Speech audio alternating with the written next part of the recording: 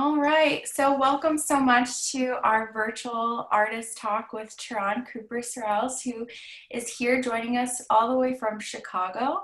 My name is Ms. Gabby, and I had the pleasure of meeting Terron some time ago because he had a solo exhibition at Strathmore a year ago. And for those who don't know, exhibition, if you take the word in exhibition, exhibit, it means to show. So we showed Terron's artwork. And when we say it's a solo show, it means it was only his artwork, which is a really big deal and a great accomplishment from an artist to come up with all of the paintings and prints and artworks that you see in a gallery. So Terron, can you tell me a little bit about that show, how you prepared for it, and we'll take a look at some artwork that was in that show. Yes, absolutely. Well, the show is called The Railroad, and it was sort of an exploration into what it means to be an African American in the times of slavery, and trying to break free from that hold and running away, essentially. So there was a lot of different imagery that told stories of people in different families and in different situations of their journey to freedom. And the process was really complicated, I'd say. It was a bunch of oil paintings, a bunch of etchings, linos, and lithography, so a lot of different media to prepare for the show. And, I had to spend the better part of a year just making new paintings for this. And that's a whole process in and of itself, waiting for oil to dry and doing the layers and all of that. Great. So let's take a look at some of that artwork because I think it would be great to see examples of particularly some of the mediums that you just talked about. And when we talk about mediums and artwork, what we mean is we are talking about the kinds of materials you're using to create your art. So you mentioned etchings, linos, woodcuts. So let's take a look at that here with one of the pieces that was in the show called Handouts. So this is an etching on paper, and it's a type of printmaking.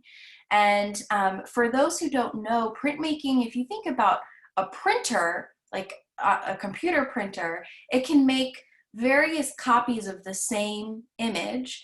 And that's the same in this case. And can you explain, what did you use to create the etching, to create the prints? What materials did you use? Yeah, so like a really common item, a penny, I used a copper plate. It's made out of the same material. And essentially you can put a resistance on top of the copper so that when you dunk it into an acid bath, it will bite out wherever the resistance is not. And so all of the lines that you see in this piece are where I took a scribe, so sort of like a metal pencil, and I made lines into the wax resist. And then I would put that into the acid and leave it in there for some time. And where you see the lighter lines, I left it in there for a less amount of time. And where you see the darker lines, kind of let it cook for a while. So Yeah, it's really a great, it's a great merging of, oh, we've got quite a few more participants. Let me just add them in. It's quite a merging of science and art together because you're relying on this chemical reaction of having this acid, which if you think about kids, if you think about what an acid is, there are some common acids in your house. So perhaps vinegar, lemon, those are all acids that if they are more acidic, if they have more of the acid quality to them, if we get into the chemicals that Terron uses to create his prints, they can actually make a dent in copper, which, as Terron mentioned, a penny is made out of copper. So he's making all of these marks and then using that copper to make marks again on the paper. So let's take a look at a few other ones here. We have press forward etching on paper, and we have this is what we work for, with a question mark. So a question, this is what we work for, which is a line cut, which is another type of printing. So can you talk about some of the imagery that we see here? You know, on the left, I think it's really important for us to learn about in history what this represents, what kind of work was being done and how that happened. So can you talk about what you're referencing here on the left? Yes, and I'm glad you pointed to that first because it shows the outside of this house, this home, but they're in a cotton field. And the kind of work that a lot of slavery did was out in fields, very, agricultural based. And cotton was one of the driving products. And I think you mentioned that this is a lino cut, and so a balance between the whites and the darks, the lights and the darks need to happen, and showing, and I just, taking that opportunity to show this cotton field has a really nice effect visually. But also you can kind of see some anguish in the characters. Their attention is drawn towards the house. People are going into it, and things are happening around it. And so it makes you wonder, what's going on inside of these places, behind the scenes, as well as what's going on outside and outdoors. Sorry, I had to unmute myself. Absolutely. I think it's, as we get closer, as I'm zooming in here, you see a horse, another house, someone on the horse. We saw before this girl in the field and in a very emotional state. And, all of these little details, are meant to be explored in this piece that only has lines. There's really only lines, which are done with carving, correct? Yes, that's right. And they're done with different types of tools, carving tools, different shapes, I should say. You Mm-hmm. have your V gouges and your U shapes, and all sorts of different types. Yeah, and I bring this up because there's so many of these details telling a story that's very important to history, to everyone alive today, to remember what occurred when we talk about slavery, when we talk about plantations, the work that was being done in terms of harvesting cotton. Kids, you may know that a lot of our clothes are made from cotton, so it's a material that was worth a lot of money. It was very, it was something that people could sell.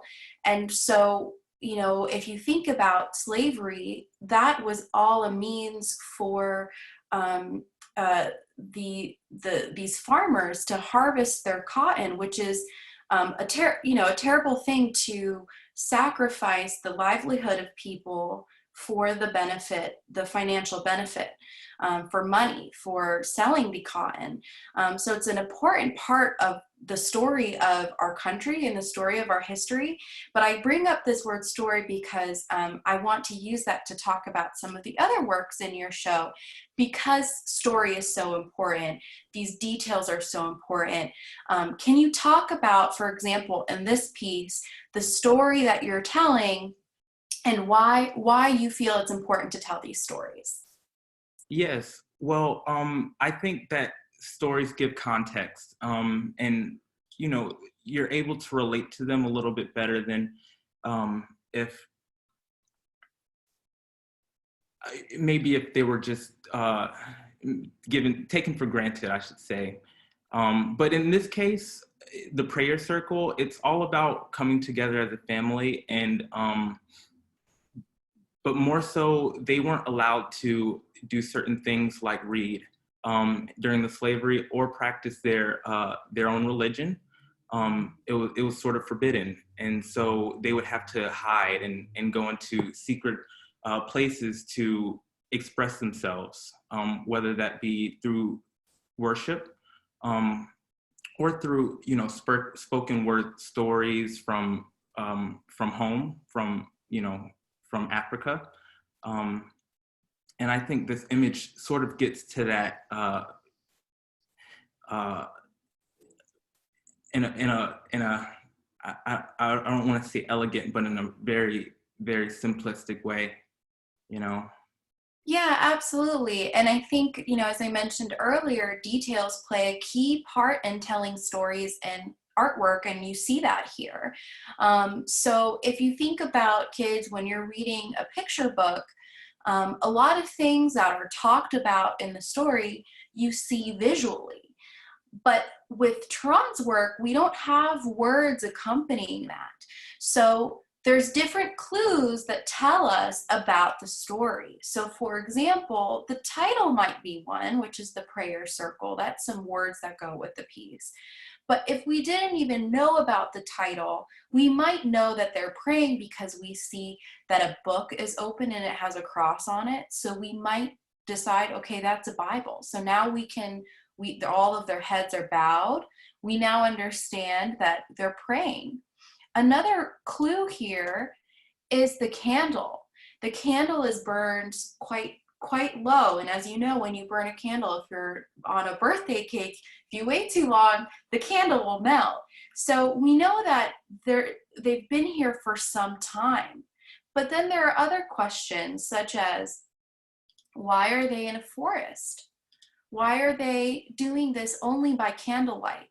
It gives some clues to the story behind this work. As Terron said, that during this time, they were not allowed to congregate in this way, to come together in this way and pray and read. That was something secret. So we see now all the clues that tell us that this is a secret moment, and all of those aspects of the story that Terron is telling. So I'm going to move through a couple others that were in your show here. These were all done on oil, as Terron mentioned in the beginning, which is a type of paint. So he's using that to tell the story. But I am kind of going through these a little bit quicker because I want to make sure that we talk about the new work that you're doing. So you were quite successful in your solo exhibition, the show of your artwork that was only your artwork. And we see here that you have 2 commissions. Can you talk about what a commission is? Yes, a commission is when a patron or a person is interested in your artwork and they want to purchase it. But it's very different than if somebody's just buying your regular artwork because they have specifications. So they might want a portrait of themselves or their mother, like in this case, or they might want, a portrait of your dog or anything like that. Yeah, So and we have here a portrait that somebody hired you essentially to do, who is your brother. This is of your brother, yes? this is of my brother, yeah. Great. So it shows that there are many ways that artists make their careers, and putting on art shows is one of them. But sometimes people will hire you to do something very specific, to make something specific for them. So now, kids, the next time mom says, draw me a picture, you have to say, well, are you commissioning it? That's right. But you're also doing some other work, somewhat in relation to what you've done before. So let's talk about that. So this piece here is called African Waltz. Again, it's on oil, so it's the same type of paint he was using before for the artworks that were in his show. But can you tell me how this differs from that and what the inspiration is? Yes, so this differs in that it's not so much about escape in the same way that the other pictures were. It's about escape in a different way. And the story behind this, they're on a ship, and obviously it's a slave ship, but one of the things that slave masters would do to, keep their slaves alive during the long journey was have them exercise. A lot of the times they would dance on the tops of the slave ships. And I used this moment as a way to give them back some freedom, because they wouldn't know how to do like a European waltz, for example, or any kinds of dances outside of what they already knew how they naturally would move.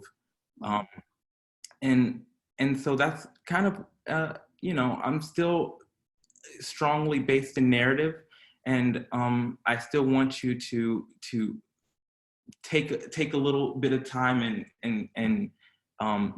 and view the image and each part of the image, because each part has its own sort of meaning, as you can see here. Yeah, so if we take a look at those details that we talked about before that kind of act as those clues for you to get your own narrative. And kids, when I talk about these things, this is what I observe. So you may see something different that you're picking up on for that narrative. But if we think about slave ships, which were how the Europeans got people from the continent of Africa to other parts of the world where they were enslaved. They were on ships for a very, very long time.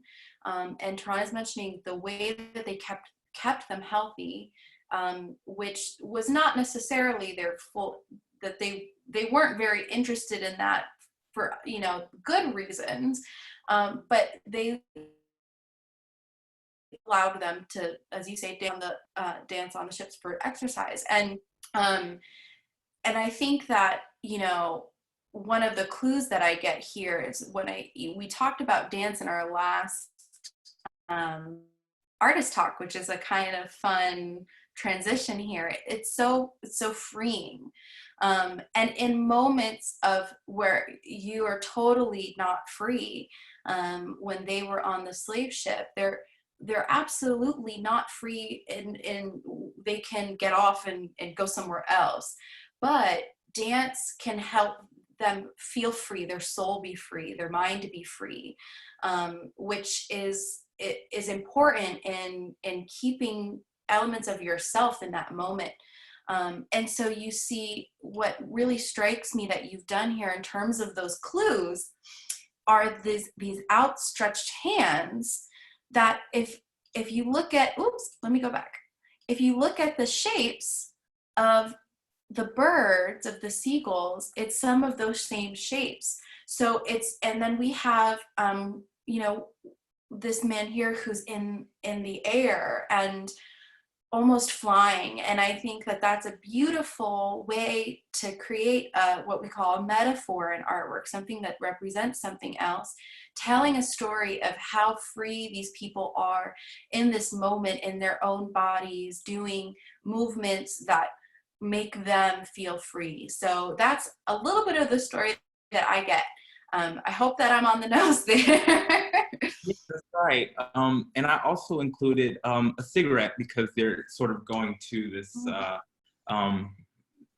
tobacco would be another one of those. It was cotton and tobacco were the big products. So that is true. That is absolutely true. I wouldn't have picked up. Thank you. That is another very nice little detail. See little hints in here, which are excellent. So we have another piece here called Bathing Cecilia. Can you tell us about this one? yes. So this is a mother-daughter piece, which is really popular in all of art history, or at least starting in the medieval times, when you have the mother and child going forward.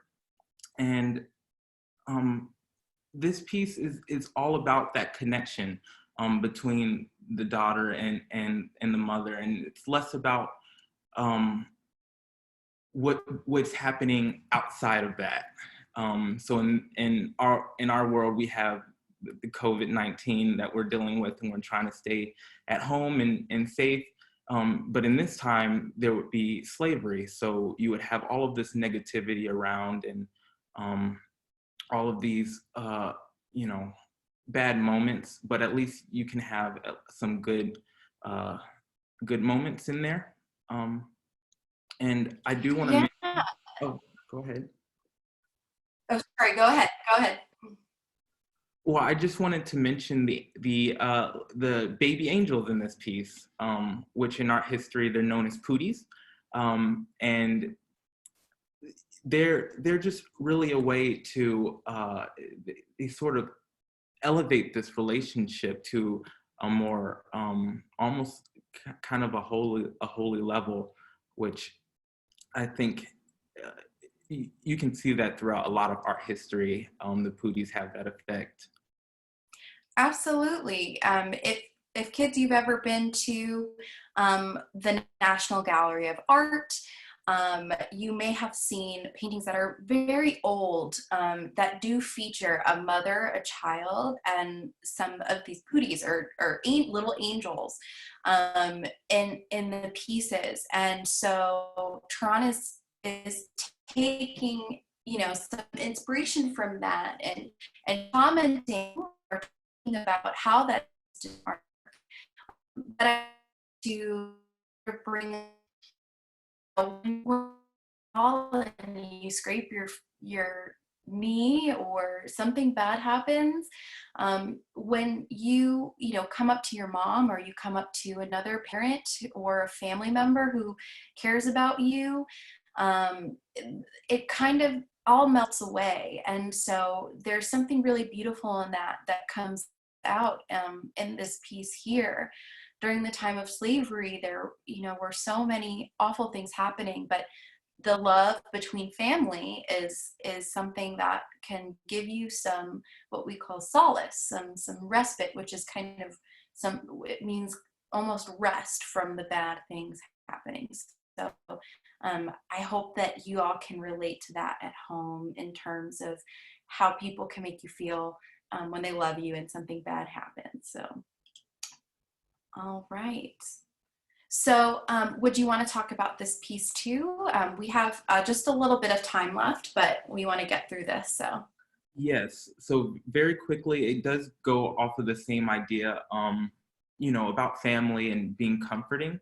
And a lot of attention is drawn on this family who seems to be weeping, and their attention is you know elsewhere outside. And once you really go into it, and you see outside, you kind of see what they're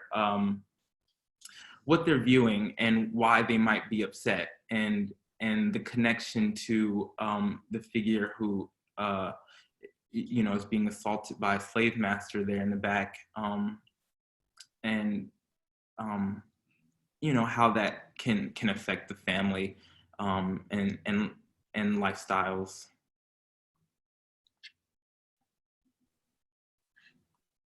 all right, I'm so sorry, Terron. I am hoping that people could hear you at home. I had a little bit of trouble, but it could be me in terms of internet connection. So I just want to, I'm gonna take a look here and zoom in. So I'm hoping that everybody at home also heard, but I will put a link also to all of these images for people to view at home. All right. And I just want to make sure we get through here so that we can ask some questions. But this is a fun addition here, which is you're drawing at age 6. So you've been creating art for a very long time. That's correct, right? That's right, very long time. So kids, you know, you may be working at stuff at home. Maybe you're 6 years old. I encourage you to keep your artworks like Terron has done here. This is you know, some time ago, because Terron is a little bit older now, but you could potentially look at art as a career as well, and it's important to keep developing those skills.